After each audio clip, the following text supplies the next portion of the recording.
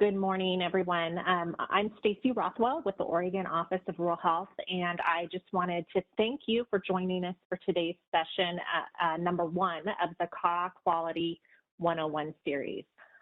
This series is being offered to quality staff and leadership at critical access hospitals across Oregon through funding from the Medicare Flex grants.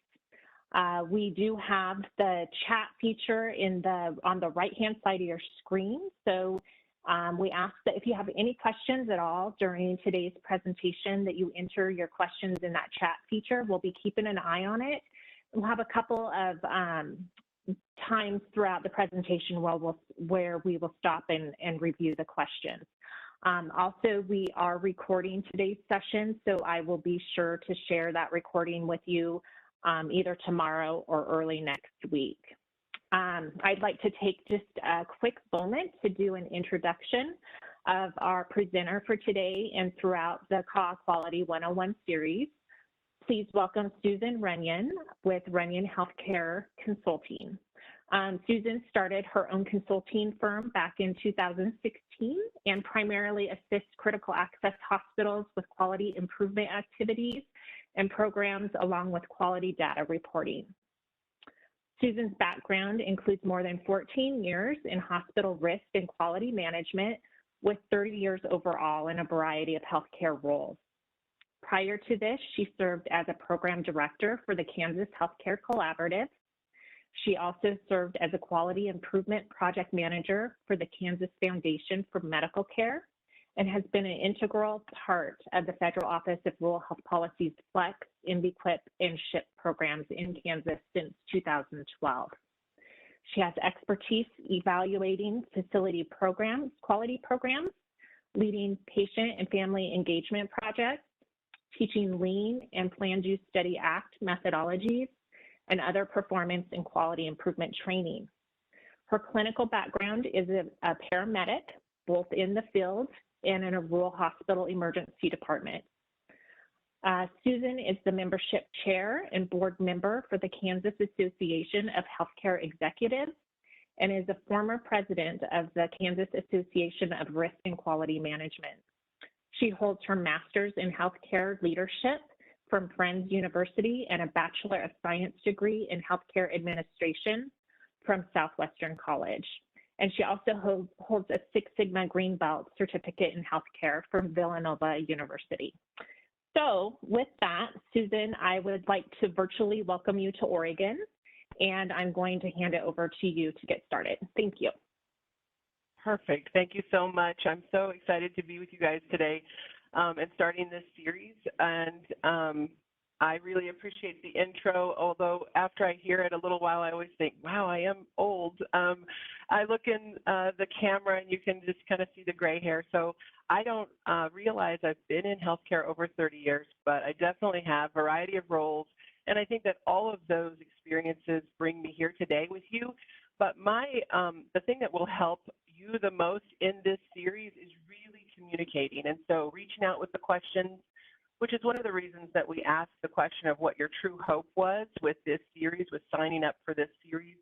We're going to circle back to that as I build this program, as I help develop, as we all work together to meet the needs that you have, but yet let you all speak as well. So the hope for this time together and for our next sessions together is really to have those of you, because I've seen some of your experiences, some of your questions, some of your hopes tell me that you're not, at the entry level, but this session today might take you back to when you started quality.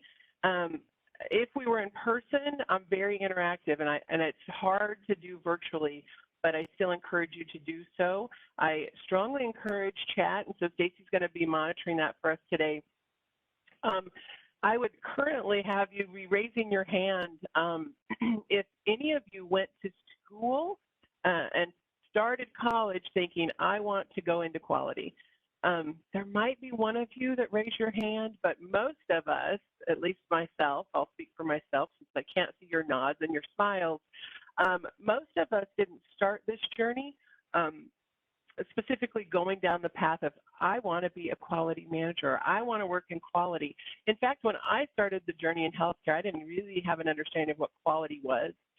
When I first started in healthcare, this will take you way back.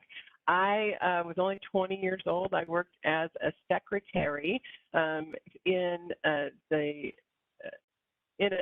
administrative department at a large hospital. And I worked for a vice president. And honestly, there were a lot of divisions and a lot of people's titles. And one of those people's titles was quality assurance. And I remember thinking, wow, her job doesn't sound very exciting. So I'm not sure that I started this journey thinking that this is where I would end up. And certainly as a paramedic from my background, I really had a drive for excitement. So I will tell you, though, I love my job. I love what I do. And I love the connection of when a light bulb comes on. And it can be not even with you guys, but if something I say today or something that we discuss over this time gives you just even one sentence to help spark the excitement in someone else in your organization, that to me is truly the benefit of our time together. So many of you, like I said, this is Quality 101. So we're going to step back and do just some basic foundational understanding. And again, anything that I say, we're going to pause a couple of times. I think I have 2 built-in kind of pauses. And then a third one where I'm going to make pretty much all of you chat something in. So please be available to chat. And I won't call on any of you, but I would appreciate just some interaction. So this time together, quality improvement, what does it mean? And I will tell you, I'm old enough that I use quality improvement. Many of you that are starting out or foundational, you've been doing this maybe a few years, performance improvement. So the QAPI, the quality assurance performance improvement, I use quality improvement and performance improvement interchangeably. I'm going to tell you the difference between QA and QI, but every time I say quality improvement, I want you to think in your own head performance improvement, because I'm old enough that I will try to do both, but performance improvement, quality improvement, same thing. How did we get here? And I think that is, that's pretty important, is to understand how we even got here. So we had a long time ago. So I want to say, back towards the beginning of 2000, in fact, it might have been 2000, To Err is Human. And we had a book come out that really talked about the woes of rural healthcare and painted not so great of a picture about how rural healthcare might be treating our patients. And so really gave the foundation for this funding source and how we all are working towards improving quality across smaller organizations. And this foundation, the 6 aims for improvement in healthcare, are really universal, no matter the size of the organization.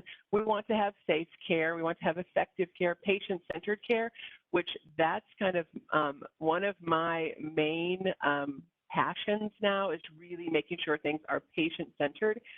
And I'll go on a tangent, so I'm going to keep focused. And so timely, we want to make sure when somebody needs something, it's not 6 months down the line. Efficient, honestly, we have a lot of moving pieces and a lot of confusing turns for patients. So finding things to be efficient, not wasting our time, not wasting patient time, and then equitable, certainly, regardless of gender, status, financial, any of that, ethnicity. We should be providing the same level of care for all folks. So this foundation really has built a lot of people's strategic aims. They have built a lot of foundation in quality. What I find is that you'll have some CEOs who will take these words and they'll put it over in pillars of the organization. And then when if I really talk to them and ask them, what does this mean to you? Sometimes it's difficult for them to convey. And so examples and certainly helping leaders understand what quality is has been part of my job here in Kansas for many years. I have CEOs who tell me that they don't think quality is that important. And when I look at them shocked and I say, okay, tell me why it isn't important. You know, they'll tell me that it's a lot of government reporting, which we can all agree to that. But what I tell them is it really then is based on what they're doing with that information. So what have they done? What have they encouraged their quality person to produce from this bucket of data that we are putting together? And what have we done really to change the patient perspective and their access to care? And have we done anything to make the data useful? So we can step back and say, oh, this is a waste of our time. Oh, we don't really have that many people who've responded, let's say, to HCAHPS. We don't have that many inpatients. And so the HCAHPS work really isn't that, we don't get that many responses. And I say, well, how many responses did you get? And we have some hospitals here in Kansas, and I'm sure it's the same there for you guys. What I have found is it doesn't matter what state I go to, all CAH hospitals and all PPS hospitals have pretty similar dynamics, just probably at the distance that you are between each other. But in reality, I'll ask them, and some of them here in Kansas for an entire 12-month period might only have 12, 20 returned HCAHPS. And so, you know, they're still at about 35%. You know, they still only maybe have, you know, 40 or 50 inpatients in the entire year. And so their CEOs have lulled themselves into thinking that, you know, that, oh, we don't get very many responses. But aren't those 12 people, isn't their feedback important? Isn't every person's perspective important? Couldn't we learn something from every person? And so absolutely, anyone who takes the time to complete an HCAHPS survey absolutely has some value, and we need to be paying attention regardless of numbers. And so anything that we can do to convey the importance of any of those pillars definitely help build the foundation for quality in your organization. This is just a definition about quality improvement. What I basically tell everyone is it's not just a department. This is every person's role in the organization. Every person there plays a pivotal role in quality. You cannot possibly, as one person or a team of 2 or 3, have quality improvement in an organization without other people doing it. I worked at a rural PPS hospital for 14 years. We should have probably converted to a CAH hospital. We were that small, but we never did. And I still only had the party of one. It was just me, a quality manager, risk manager, compliance officer. What I you know, found over time was I had to get other people involved. There was no way, there's no way I could measure things, no way I could report things, no way I could make a good quality program without having other people and every other department involved. So I did really have to build from the foundation up. You'll find many kind of, you know, buzzwords or things that people call quality. And really, I think that quality is so widespread. I used to tell my CEO, he said, well, is that a quality initiative or is that a quality thing? I did train him a little bit. And I said, honestly, you know, the purchasing of toilet paper could be a quality improvement activity. And I say that in jest, but it is true. You know, if we truly are utilizing an inferior product in any source that causes strife in any aspect, in employees or patients, you know, that really is a quality initiative. So quality really is all encompassing, and so many things key around quality that we could really utilize so many sources of input to make a quality improvement project. So all of these aspects, we had a really strong push in Kansas several years ago for lean. We had the HIN here in Kansas, and they are now the HQuick. But at the time, the HIN focused on lean education, and they really ingrained that into people. And I as we said, I have a green belt, but so I went back to school to learn more because that was kind of the trend here in Kansas. And what I found, though, is that lean is really just another tool. When it's appropriate, we pull it out, we use components of it, and we just use it as we would any other tool in the quality improvement toolkit. So there are many other things. Why? Why do we even mess with quality? I used to work underneath the org structure where when I originally took over quality, I reported directly to the director of nursing at the time. Now that didn't last very long. I did end up, after about 6 months, we changed the org structure and I worked directly for the CEO. But I would have a DON who would always tell me, "Oh, Susan, we do that. We always do that."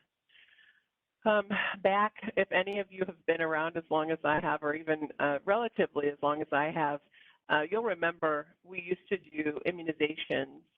We used to do pneumonia and influenza immunizations on the inpatient side, where we did the reporting of it. And I used to have a director of nursing that was like, "We always do that. We always screen it. We always give those."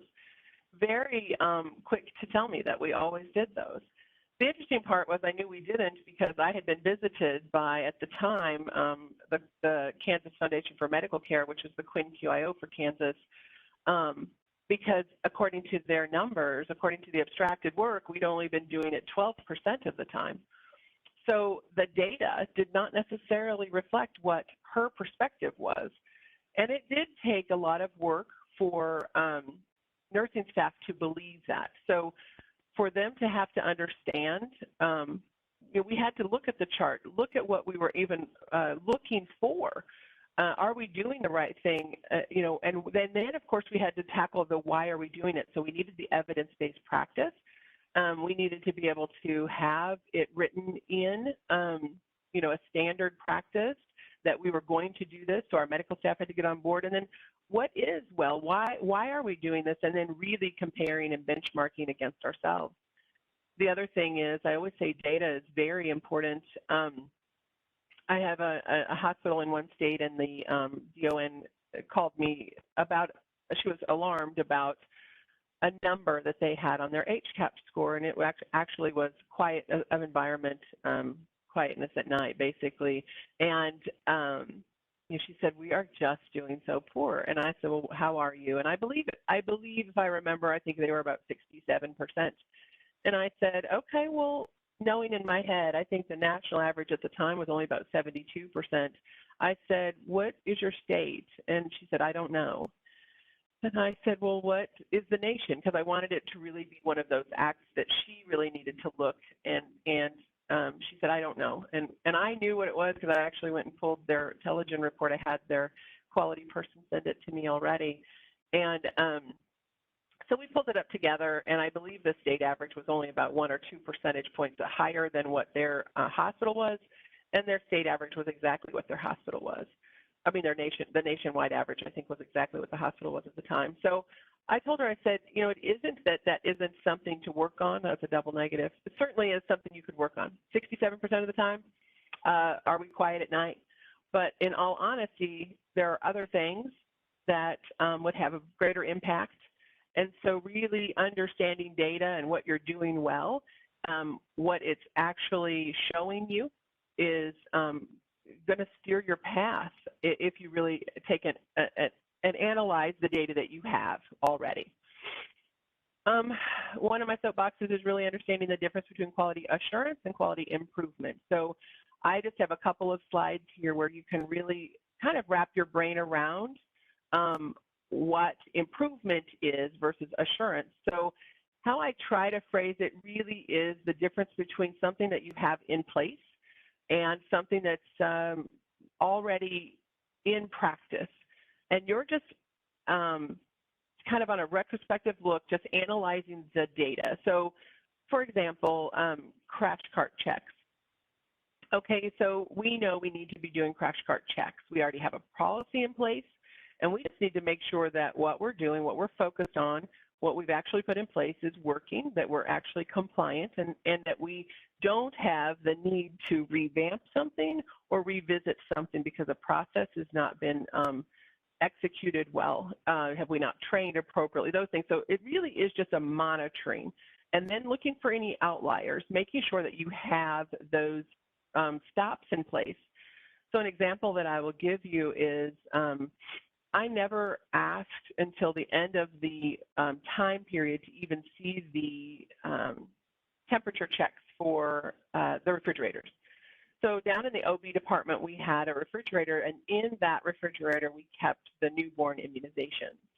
And towards the end of the month, and I want to say we were probably 2 weeks away from when I received the record of the temps. And 2 weeks prior, we'd had 4 days in a row that the temperature was out of alignment, and it was out of the acceptable ranges. Reminding yourself what's in there, and what we've been given still was vaccine then that was out of compliance with the ranges. So what happened was they were writing it down. They were doing the QA part, but what I hadn't instilled in them, or what I take responsibility for it. What I hadn't instilled in them, what their department manager had not instilled in them, was what to do when you have an outlier. What to do when that is not exactly in the exact parameters that you want. So QA works well as long as you take it to the next step and remind them what to do with QA falls out. So making sure that you don't end up having to make phone calls to every mother that you've given the babies vaccines to, and that they have to come in and do a repeat. That is going to remind you to make sure that the QA practice is in place, and that your people not only mark those temperature checks, mark those cart checks, but that they're actually doing something with it if they're not comfortable with what they write down. Just another one, just another example of really making sure that the difference between assurance and improvement. So we constantly want to focus on improvement. One time I had a CMS surveyor at our facility, and she said, okay, so you've shown me all of these QI things that you've done and that your departments have put in place. But what do you do 6 months, a year from now, 2 years from now? How do you know that the things that you worked on and then made all these strides in improvement, that they're still going on? And I honestly sat there, I thought, well, that's kind of stumped me. So again, as a young quality improvement person, I don't know. And I reminded myself, and what she reminded me of, not so nicely, but what she reminded me of is that we improve upon what we focus on. And it's great to focus on something in quality improvement and make great strides. Set your aim statement. We're going to cover some slides here on that here in a second. But after it's done, let's say you've achieved your aim, you have to move that then to the quality assurance side to make sure that the strides you've made continue to be met. If I focus on diet and exercise, and today I'm gung-ho, I've got my meal plan, I've got my exercise goals, I know exactly what I'm doing, and I work diligently for the next 6 months, and I lose 20 pounds. That's great, and I have certainly done that. But then once I step back and I stop focusing on that, and I stop working on the improvement part, and I think I'm going to take a step back, and I'm good now. I've lost the 20 pounds I wanted. I feel good. My clothes fit well. Then what slowly happens is I go back to what I used to do. It's more comfortable. It's easier. And so the same is true in quality improvement.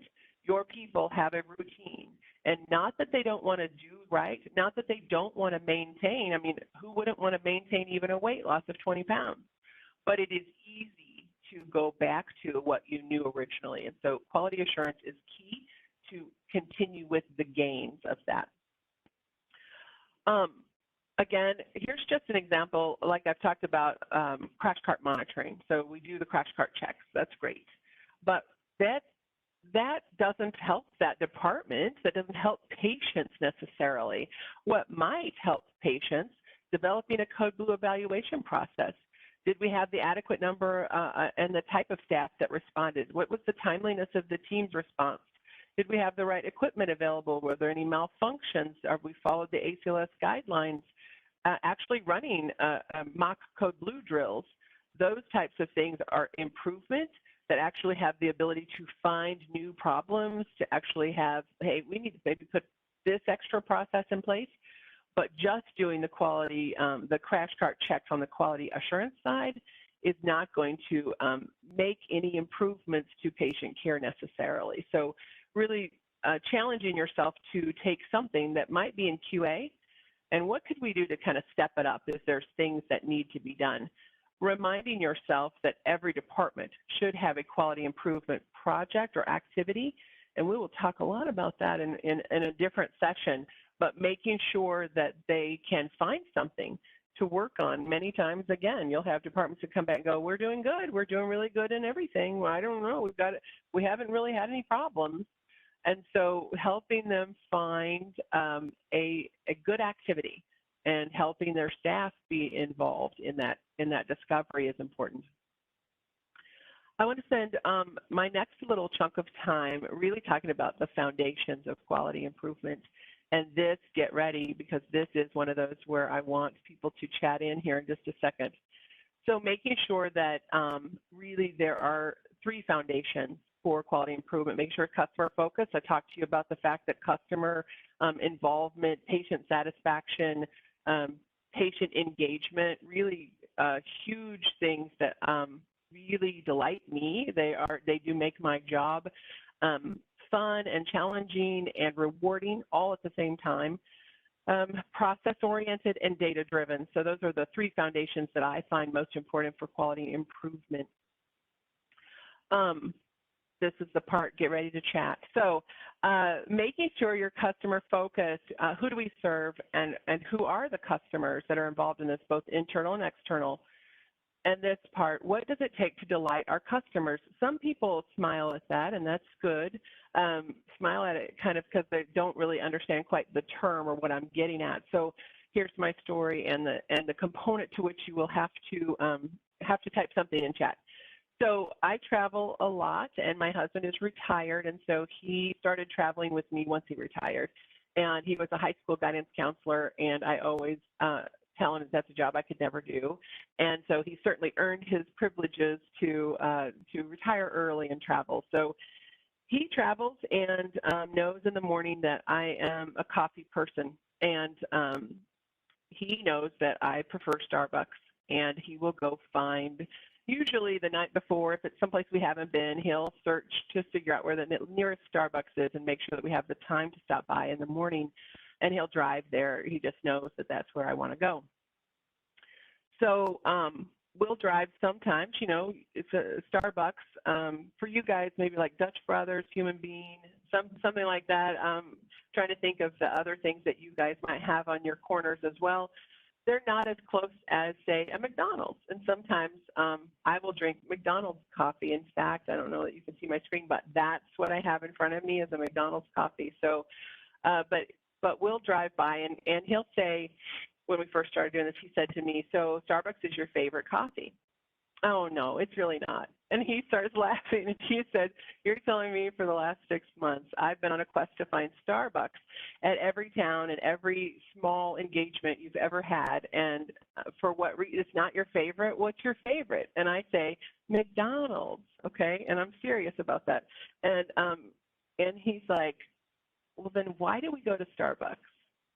So in the chat, I want you all to put in, I'm going to pause awkwardly, I want you all to put in, why do you think I go to Starbucks? Why do you think I, as a customer, go to Starbucks over my favorite coffee of McDonald's?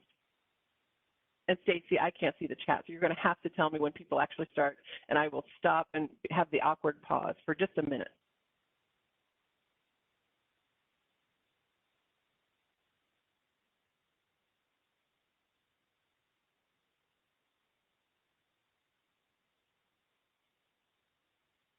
Hey, I'm starting to see some answers come in here. Okay. One response is because that's where he took you. Another response is that's a good one. I've never heard that. That's a good one. Okay. Okay.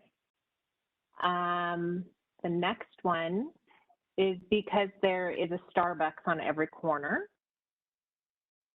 Okay. There's much more. There are many more McDonald's in Kansas than there are Starbucks. I will tell you that. Convenience or appearance/image. Okay.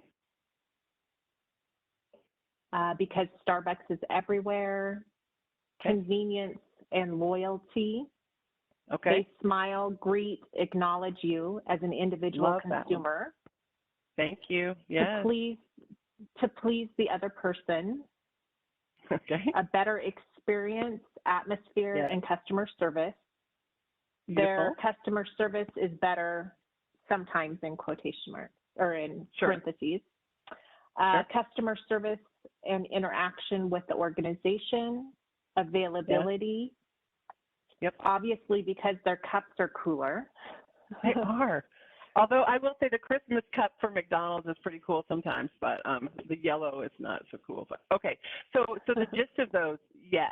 So thank you, Stacey, for reading those out, and thank you everybody for humoring me and typing that. So I told him exactly that. I said, well, how do they make me feel when I go to Starbucks? And he said, well, they're nice to you. They write your name. Usually, they write your name correctly, and they're friendly. Their customer service is great. And I said, well, what do you think what do you think of their pricing? And he said, but why do you pay $5 for a cup of coffee that's not your favorite versus, now McDonald's used to be $1 during this example, it was $1. I think it's $1.50 now where I'm at. But why do you pay $1? Why don't we just go to McDonald's? One, there's one on every corner pretty much at McDonald's here. It's the opposite. So we have McDonald's on every corner practically, and Starbucks are a little harder to find. And so he's like, why are we paying $5.50 for Starbucks, and when you really prefer that dollar coffee over at McDonald's? And I say it's all about not necessarily the appearance, but it is how it makes me feel. The smell, how nice they are, how friendly they are. There are times they're not. Believe me, there's one that I avoid in Kansas like the plague because nobody that works there can be nice. So in general, I go to Starbucks because how they make me feel as a consumer. The same is true for every one of your organizations. Now, some of you, you're so rural or so remote, so far removed from others that you don't have the competition feel. Where I worked, we were only about 15 miles away from a CAH hospital and about probably about 30, 40 minutes maybe by the highway to get to large tertiary care facilities. And so we definitely were competing for our customers.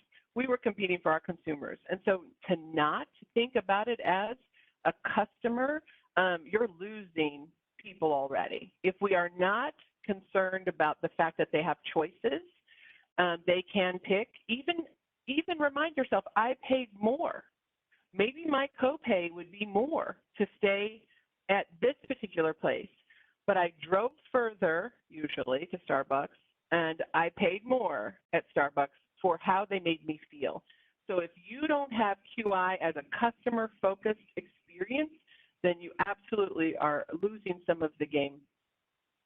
And then thank you very much for participating in that. I do appreciate that. And how can we help our coworkers see how their work affects others in the process? Most of the time, I've had to explain to my daughters. I have a 26-year-old daughter, almost 27, and I have a 13-year-old daughter. I've been married over 30 years, so same people, same husband, same everybody. But I've had to explain to both of my daughters what I do for a living.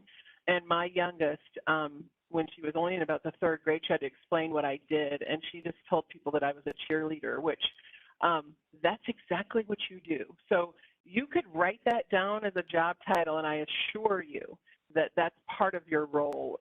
If no one's actually titled you that, you are now officially a cheerleader. But it is actually, how do you help cheer on your coworkers? How do you help coworkers understand that their work affects your work, affects your coworkers? Pretty soon, if you have a bad experience in your laboratory, you probably have had a bad experience. You're going to take that to the next department. If you need to go to radiology, you're going to take that with you. That unfortunate experience maybe that you had at registration, that goes with you everywhere. And it goes back out where I came from. It went back out to the donut shop where they talked about the bad experience that they may have had. So making sure it's customer focused, regardless, internal or external, is very important for your job, for your role at the organization. Process-oriented, this is an interesting component to me. 85% of quality problems can be traced back to a process problem. That is a pivotal piece that you need to be changing the mentality of. If someone, like for risk, if you're not both risk and quality, you've got to help risk understand that typically 85% of problems that they might be uncovering or coming about in an incident report really turns back to, as the organization, have we provided everything that they needed? Did we have a proper policy in place? Is it up to date? Have we educated on that policy? We can't just throw a book of policies out at people and say, hey, all of this is your responsibility, and that's what we provide as the organization.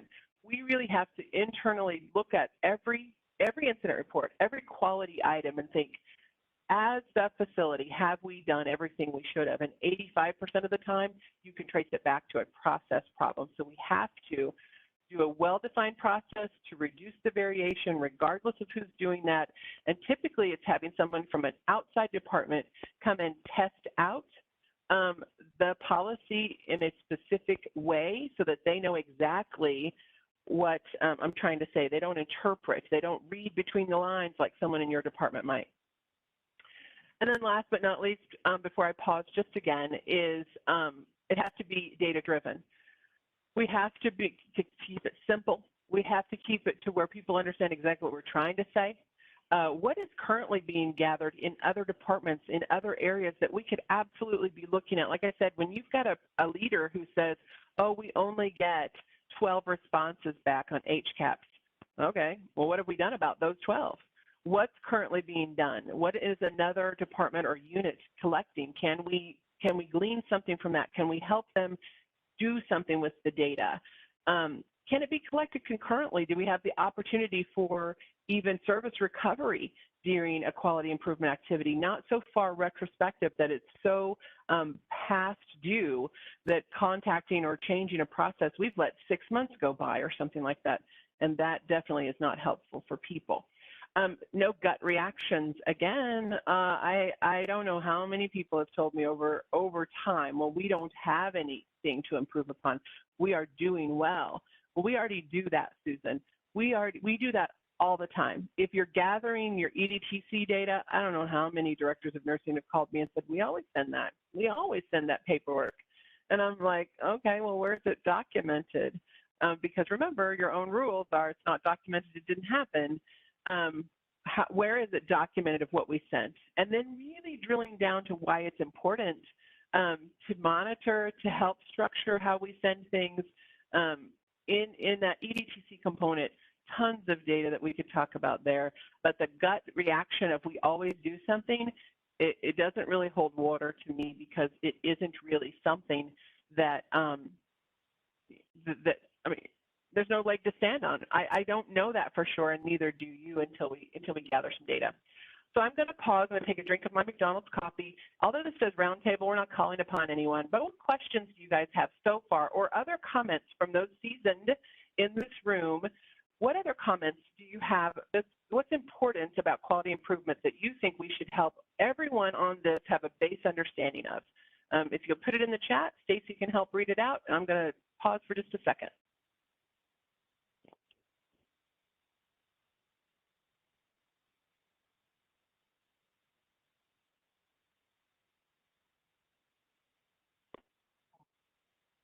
Stacy, anything? Nothing yet that's popping up. That's all right. There are quiet, my Kansas people are quiet too, so that's okay. So I'm going to move on to in the essence of time to get us through the slide deck because I talk a lot, so we have slides to get through. Measurement. This next section is going to focus on measurement and how we really record things, making sure that the recording, the documenting of the QI process is really something that's actually useful, that actually works in your organization, but actually having an understanding of why we do it, why we're, as CEOs tell me sometimes, you're just wasting time, you're gathering all this data, just wasting our time.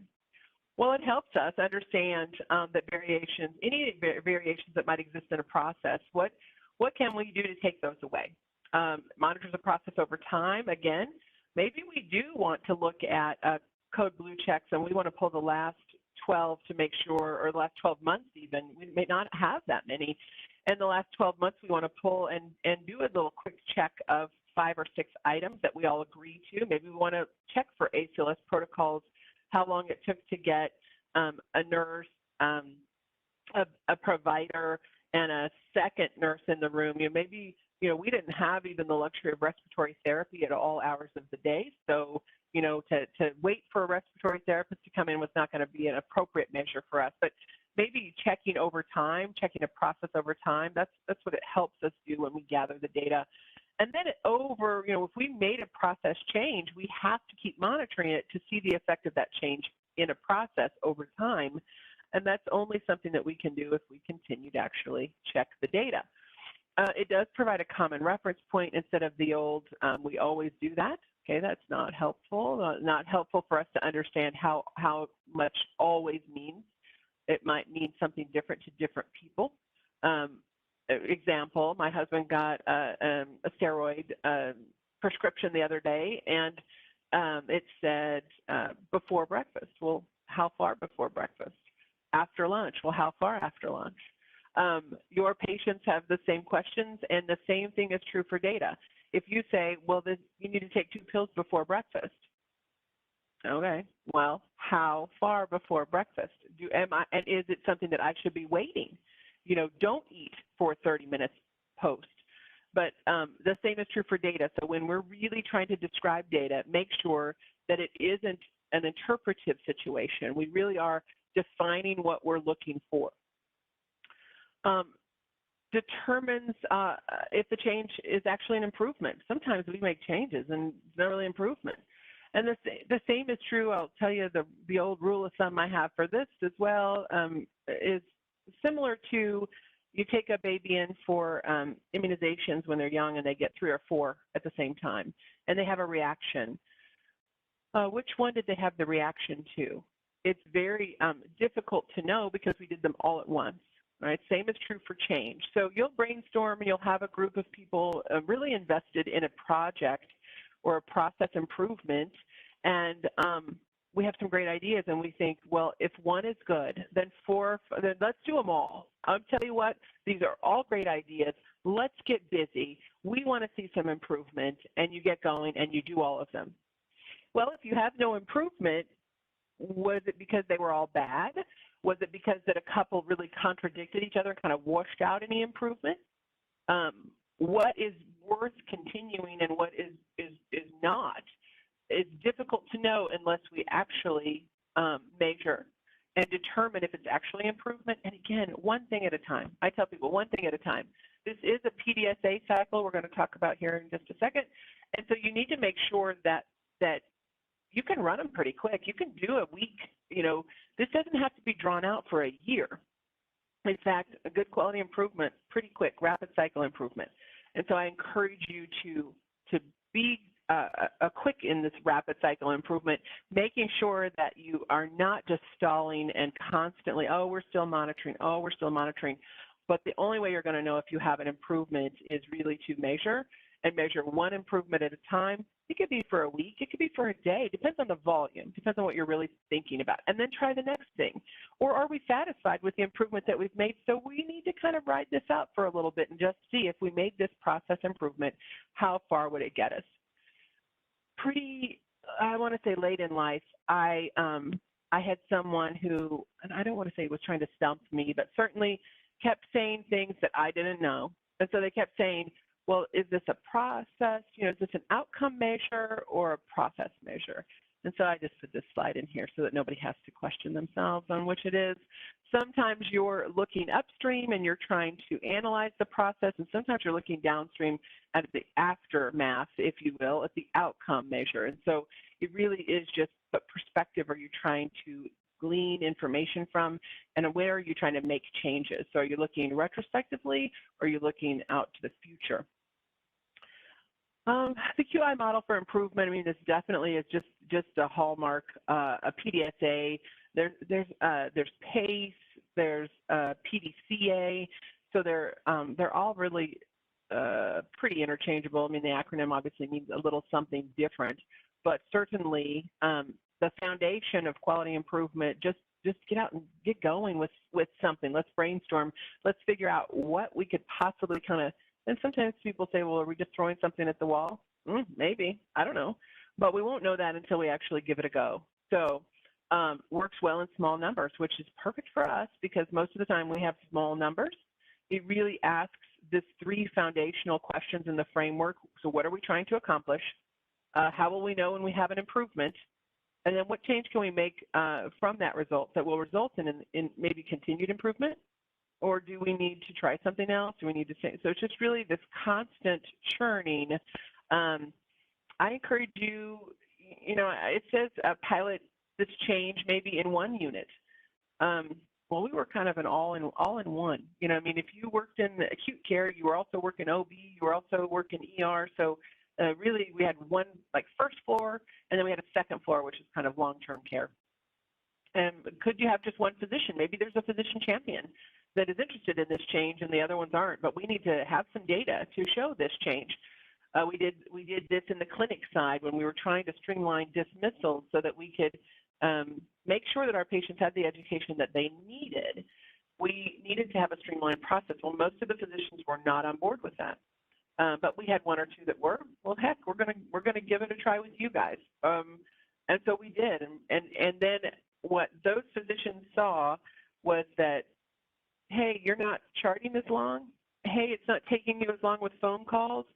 Hey, your nurses aren't answering 10 questions from somebody on the phone 2 days later. Wow, it seems like you're not spending as much time. So that data really helps build things over maybe other departments as well, or 1 shift. Anyways, trying it in small groups of change really are okay in this Pdsa cycle. Making sure that you have set a goal. I do this when it says, when I do quality, facility quality program analysis, basically, in fact, the majority of the time when I'm on site, what I do is I go around to other departments, to every department, and I just ask the frontline staff, what is it that your department's working on right now in quality improvement? And they're like, I don't know. Or if they'll tell me, oh, we're working on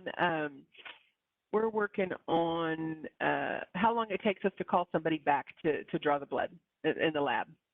Okay, well, what were your numbers before? I don't know.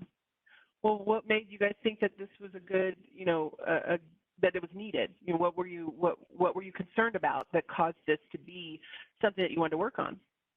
I don't know. Well, what's your aim? What are you going for? What's your percentage? What are you trying? What are you shooting for? I don't know. So if I challenge you, go buy a bag of candy and walk around and ask frontline staff members, what are y'all working on here in this department? And then if they can't come up with it, then we took like a field trip and went and found their manager and just said, hey, Les, what are you guys working on here in lab for quality improvement right now? And he or she, of course, could tell me right away because they had to write it up. They had to get it to me every month. But what I would say to them in front of their staff was, we have got to get this posted somewhere. And on top of that, if you are only monitoring things or figuring out what to work on at the manager level, you're really missing the mark. On top of that, you're putting a lot of responsibility on the manager to come up with something when in reality it's the frontline worker who does the work round every day, who sees the dissatisfied patients or who listens to the complaints. So really, you're even doing yourself a disservice on the management side to have only managers really work towards what they should be working on. And so making sure that the frontline staff is figuring out the goal. And then I'm going to tell another story as I move on to my next slide. It honestly is, if your boss came to you, so this is the same example, basically just in a different department. If your boss came to you and said, hey, you know what, Stacey, I've been watching you for a few months now, and you're just not really meeting the mark. You're not. I don't know why. I've been timing it, and it just hasn't. You haven't been doing it right. And then you honestly think, what have you been looking at? What are you analyzing? Why are we analyzing something about my production? What is it that I could have done that I would have known you were even focused on it? I mean, why? And so it really is an uncomfortable situation, even for frontline staff, to know that there's a project out there that their manager has picked and is focused on and is timing or monitoring or tracking, but they have no input on it. They didn't get to help set a goal. They can't tell you if it's even realistic. And sometimes they don't even know what it is. And so in all honesty, it's a little unsettling when you're that frontline staff and you don't know what it is you're supposed to be focused on. How could you possibly make an improvement to something that you have no idea we're even looking at? Here's just a little acronym on making sure when you set your goals, just the SMART goals, making sure they're specific, measurable, attainable, relative, and time-based. Remember, we talked about earlier that DON who called me, and she was very concerned about the quietness of environment at night. And so is it attainable for her to want 95% of the time? Probably not. And it would be deflating to put 95% as a goal, and then to start, one, from 67% to jump to 95%, pretty impossible. And two, it just isn't really attainable. And so then it really does defeat the purpose of a quality improvement project over time. Things that you can do, let's say you want to look at a process. You want to really kind of just follow the path of a patient for a while. Perhaps if you've gotten a complaint or two, or you've gotten something else going, get a group of people together that do the work and just look at times. Look at, maybe we want to just pull a couple of records from the past that had similar, for this example, an AMI arrival to time of departure. So we need to kind of get the sticky notes out and just kind of monitor several people's paths through this process and how did we get them back out. And as we just brainstorm, we might find things in our process that we could fine tune and make a quality improvement project just based on a complaint or two, or just based on a feeling that you think, did we do that correct retrospectively? And we don't know until we actually kind of can look around and see what changes we could make to achieve an aim that we have. I'm less concerned about how you document, so any of the boxes, squares, rectangles, the ovals, any of those that mean different things, action items. I'm more concerned about just do you understand the current process? Have you seen any forgotten tasks? Have you noticed any redundancy? Are the tasks seems to be placed appropriately, depending upon what you're looking at? Do we have some continuity of care, any missed opportunities? So like I said, I'm less concerned with an actual formal documentation of a process versus getting out a bunch of sticky notes and just say, hey, for this person, we missed this. Maybe, we need to put a red sticky note on the wall here, or a blue sticky note, or something like that to help us identify that we had a missed opportunity here. Networking. We're going to work on networking in this group and hopefully across your state. We really have to figure out that we all are the one resource that we can really count on. In Kansas hospitals, we really only have one person doing quality, and typically they're doing quality and risk, and sometimes there's a director of nursing, sometimes there's the director of respiratory therapy or radiology. There are other things too.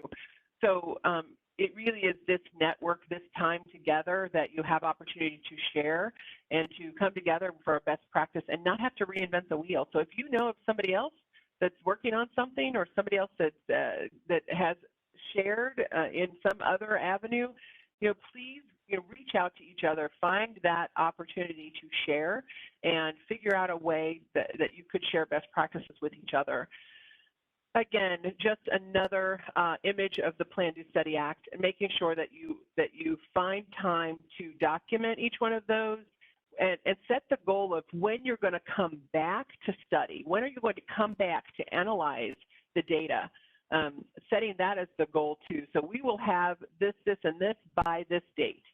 And what are we going to do to get there? Well, maybe my goal is to have that up to 80% from a 67%, but by the end of the year, I mean, by the end of 2021. Well, I got a lot of work to do in the meantime, and I need to set small goals then, these small circles of improvement, and to test different things in order to reach that overall goal. And maybe it doesn't take that long. Maybe you don't need a whole PDSA cycle. Maybe it's much more simple than we even want it, than we're even letting ourselves acknowledge it to be. If it can be kind of a just do it, that's the other thing we call them here in Kansas, is the JDI. If it can be that, by all means, don't belabor the process and pull things out that that don't need to be complicated over time either. So I'm going to pause here for just a moment. And Stacy, see if there's any other comments or questions, people please.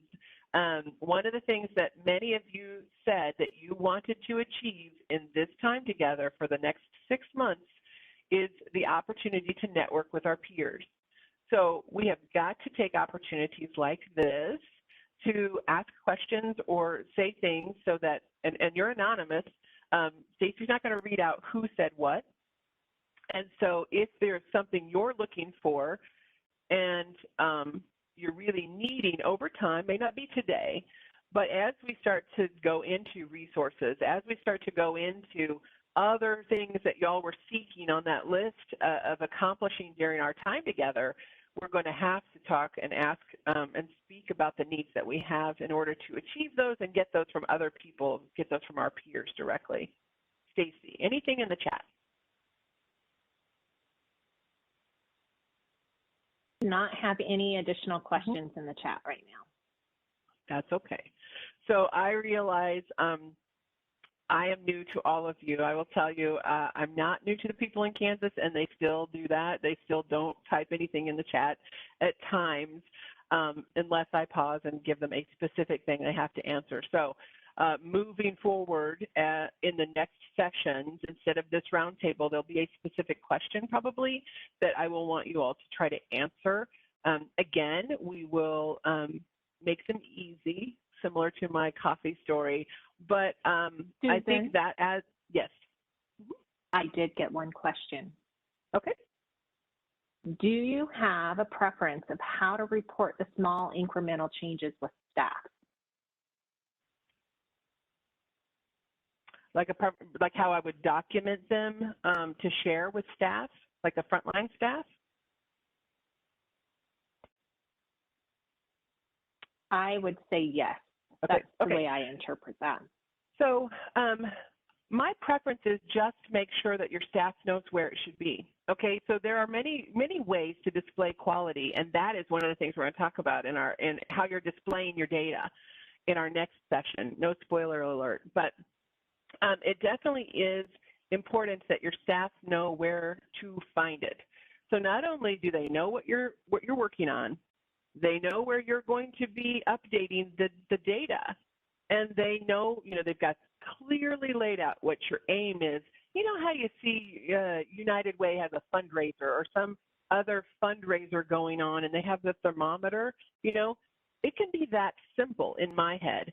So I don't like complicated things.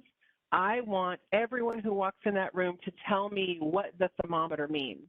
So that's how I challenge myself. So it doesn't have to be public. It can be in a break room. But by all means, over time, when we talk about in the next session where you're displaying it, that's one of the things I'm going to ask you is, where do you currently display it? So some of you will say, well, it's in the break room, and that's great. And there are many things that I only want in the break room. It really depends on what you're talking about.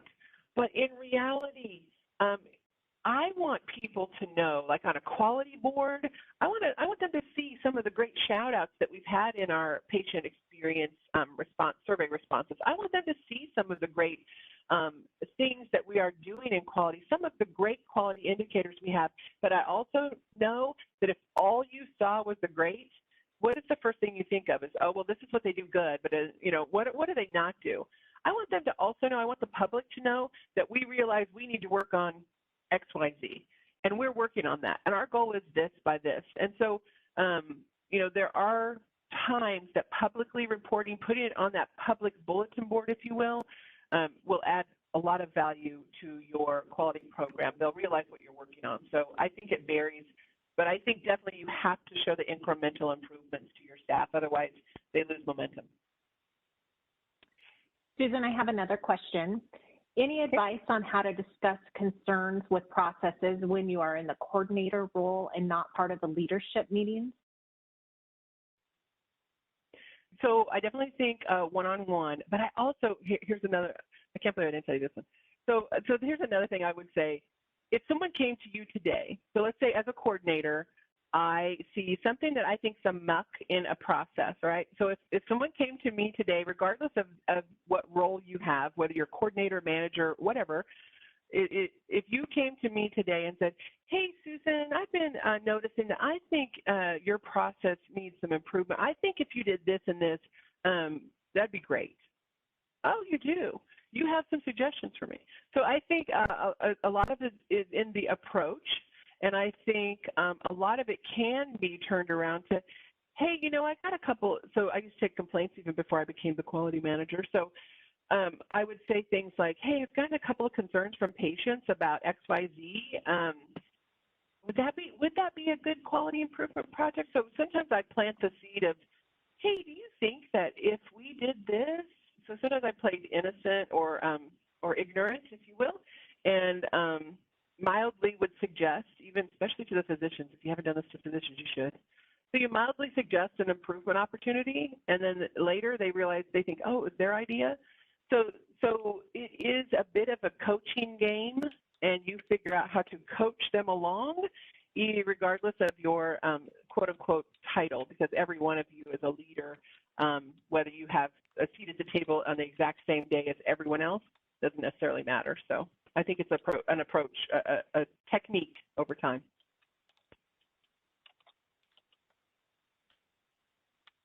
Okay, and the other, and this potentially could be a topic as we enter into our open office hours, but it's a two-part. So I have someone who's interested to hear how others are conducting their RCAs or event analysis.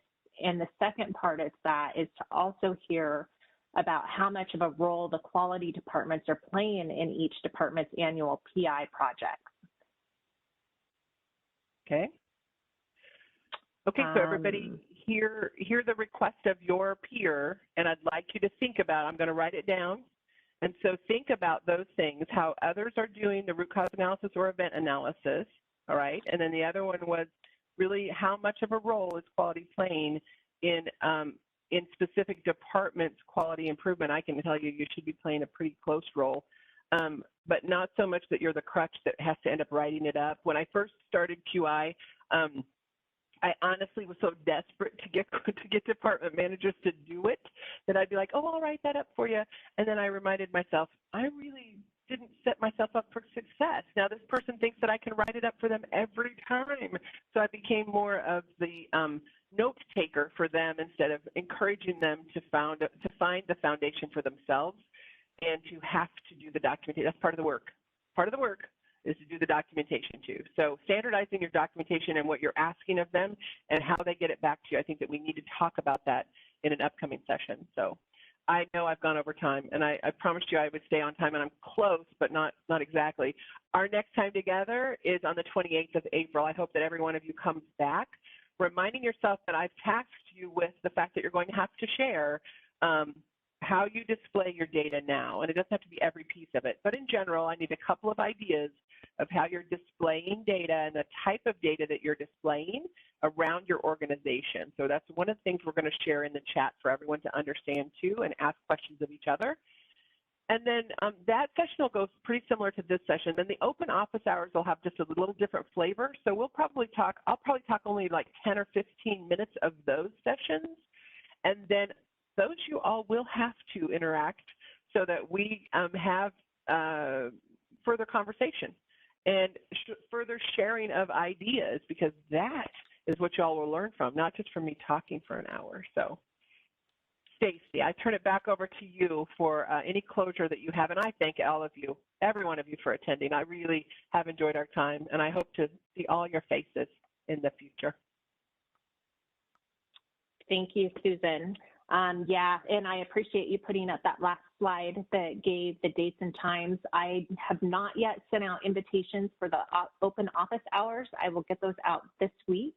To everybody that attended today, feel free to share those within your organization. If you have any coworkers who have not signed up, they can also, it's not too late to register for the next session on the 28th either. So feel free to do that. I'll get those out in emails along with the recording of today's session. So with that, I'll let everybody get back to work, and thank you all for attending today's session. Thank you, Susan. Thanks, everybody. Bye.